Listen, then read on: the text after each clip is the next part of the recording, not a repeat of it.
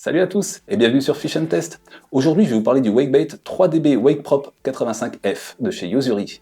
Comme son nom l'indique, il s'agit d'un wakebait. Un wakebait c'est un petit crankbait de surface, la plupart du temps flottant, qui va venir brasser l'eau et créer un sillon.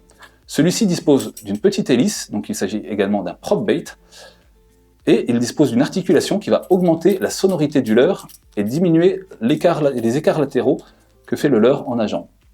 Donc une nage plutôt serrée, un petit peu aléatoire du fait de la position de l'hélice. Donc en fonction de la position de l'hélice derrière le leurre, il va pouvoir prendre une incidence sur la droite ou sur la gauche et se mettre sur le flanc. Ce qui n'est pas très gênant puisqu'il suffit de l'arrêter pour qu'il remonte en surface et reprendre l'animation telle qu'on la souhaite.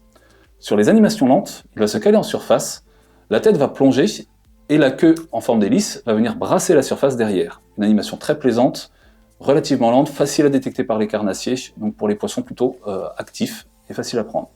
Pour les poissons plus difficiles, je préconise de ralentir l'allure et de marquer de grandes pauses et de faire popper le leurre par des petites tirées où le leurre va juste plonger, se déhancher un petit coup, ça va provoquer un certain bruit qui va pouvoir attirer les carnassiers de plus loin autour et leur laisser le temps de se rapprocher du leurre pour venir s'en saisir.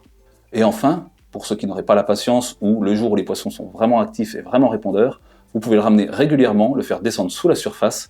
Et là, vous pourrez avoir des touches moins visuelles en surface, mais tout aussi efficaces au niveau des ferrages. Du côté des coloris, il dispose de la technologie 3DB Prism, qui consiste en un film holographique calé à l'intérieur du leurre, qui va renvoyer des reflets dans tous les sens. La surface du leurre est également anguleuse, pour permettre aux reflets de bien se répartir dans l'eau, et donc ce qui permet aux poissons de distinguer les reflets du leurre de très très loin, et d'attaquer plus facilement. Sur la transparence de celui-ci, on distingue deux grosses billes et on imagine la sonorité produite.